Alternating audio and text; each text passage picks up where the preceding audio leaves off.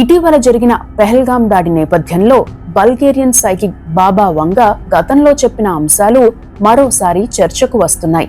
Nostradamus of the Balkans అని బాబా వంగాను పిలుస్తారు. ఆమె గతంలో భవిష్యవాణిలో చెప్పిన అంశాల్లో కొన్ని నిజమవుతుండటంతో ఆమె చెప్పిన అంశాలపై మరోసారి చర్చ జరుగుతోంది. ఆ క్రమంలోనే పెహల్గాం దాడి తరువాత బాబా వంగా జోష్యం మరోసారి చర్చనీయాంశంగా మారింది. అదేంటో చూద్దాం.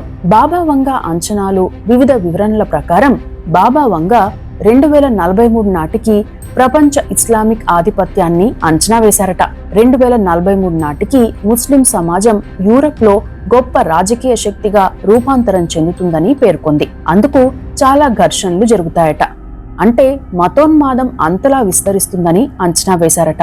దీన్ని పెహల్గాం ఘటనతో పోల్చి చూస్తున్నారు. పెహల్గాం మారణహోమం దృష్ట్యా ప్రపంచవ్యాప్తంగా పెరుగుతున్న ఇస్లామిక్ తీవ్రవాదం ఎంతగా పేట్రేగిపోతుందో ఊహించవచ్చు అనే చర్చ జరుగుతోంది. అదే సమయంలో 2025లో ప్రపంచవ్యాప్తంగా అశాంతి తలెత్తే అవకాశం ఉందని, అందులో యూరప్ లో పెద్ద ఘర్షణలు కూడా ఉంటాయని ఆమె ముందే ఊహించినట్లు తెలుస్తోంది. దక్షిణాసియాతో సహా వివిధ ప్రాంతాల్లో విస్తృత అస్థిరత తలెత్తే అవకాశం ఉందని ఆమె భావించారట. ఇక గతంలో ఆమె చెప్పినట్టుగానే కొన్ని ఘటనలు జరిగాయి. అవి 9/11 ఘటన, యువరాణి డయానా మరణం, రష్యా ఉక్రెయిన్ వివాదం, స్మార్ట్ ఫోన్ వ్యసనం కారణంగా మనుషుల్లో వచ్చే మార్పులు, ప్రకృతి వైపరీత్యాలు, భూకంపాలు, చైనా సూపర్ పవర్ గా ఎదగడం లాంటి అంశాలను చెప్పారు. అయితే వాటిని నమ్మేవారు ఎంతమంది ఉన్నారో ఆమె ఎప్పుడో చెప్పిన అంశాలకు యాదృచ్ఛికంగా జరిగిన ఘటనలకు ముడిపెట్టడం ఏంటనే చర్చ కూడా ఇప్పుడు నడుస్తోంది. ఇవన్నీ విశ్వాసాలకు సంబంధించిన అంశాలే తప్ప ఎక్కడా సహేతుక ప్రాతిపాదిక లేదు కూడా. అయితే 2025కు సంబంధించి బాబా వంగా చెప్పిన మరో ముఖ్యమైన అంశం కూడా ఉంది. అదే 2025 జూలైలో సునామీకి సంబంధించిన అంశం. ఈ ఏడాది జూలైలో జపాన్ లో భారీ సునామీ వస్తుందని, ఆ సునామీ జపాన్ పైనే కాకుండా మొత్తం ఆసియా దేశాలపై ప్రభావం చూపుతుందని చెప్పారు. చైనాలోనూ భారీ భూకంపం వస్తుందని చెప్పారట. అయితే గతంలో బాబా వంగా చెప్పిన చాలా అంశాలు నిజం కాలేదని, ఇది కూడా అలాంటిదేనని చెబుతూ సునామీ హెచ్చరికలను కొందరు కొట్టేస్తుండగా మరికొందరు మాత్రం ముందు జాగ్రత్తలు తీసుకోవడంలో తప్పులేదని చెబుతున్నారు. అదే సమయంలో జపాన్ లో అనధికారికంగా కొన్ని ముందస్తు జాగ్రత్తలు తీసుకుంటున్నారు కూడా. అయితే అవి బాబా వంగా చెప్పిన అంశాలపై ఆధారపడి కాదని, ప్రకృతి వైపరీత్యాలను మన టెక్నాలజీ కంటే ముందే విశ్వంలోని జీవరాశులు ముందుగానే పసిగడతాయని చెబుతున్నారు. సముద్రంలోని జీవజాలం కదలికలు, ఆకస్మికంగా గమ్యం మార్చుకోవడాలు, ఒక తీరం నుండి మరో తీరానికి వలస వెళ్లిపోవడం, సముద్ర గర్భంలో ఉండే జీవులు ఒడ్డుకు కొట్టుకొని రావడం, ఇలాంటివి ముందుగానే హెచ్చరిస్తాయి. ఇటీవల థాయిలాండ్, మయన్మార్ ప్రాంతాల్లో భూకంపం వచ్చే కొన్ని రోజుల ముందే సముద్ర తీరాల్లో జీవకోటి కదలికల్లో తేడా వచ్చింది. నక్షత్ర తాబేళ్లు ఒకే వైపుకు వెళ్లిపోయాయి. సముద్ర గర్భంలో విచిత్రమైన పాము ఆకారంలో ఉండే జీవి ఒడ్డుకు కొట్టుకు వచ్చింది.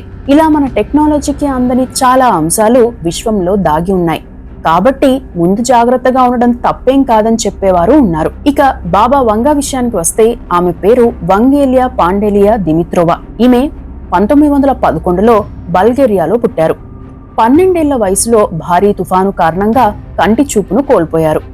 ఆధ్యాత్మికవేత్తగా, జ్యోతిష్యురాలిగా మారారు. కంటి చూపు కోల్పోయిన తరువాత బాబా వంగాకు భవిష్యవాణి చెప్పే అసాధారణ శక్తి వచ్చిందని చెబుతారు. 1996లో ఆమె చనిపోయారు.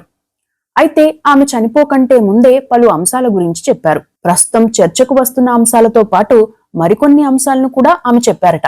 ఆ ప్రకారం చూస్తే 2025లో యూరప్ లో ఏర్పడే ఒక పెద్ద వివాదం మొత్తం యూరప్ ఖండంలోని జనాభాపై తీవ్ర ప్రభావం చూపుతుంది.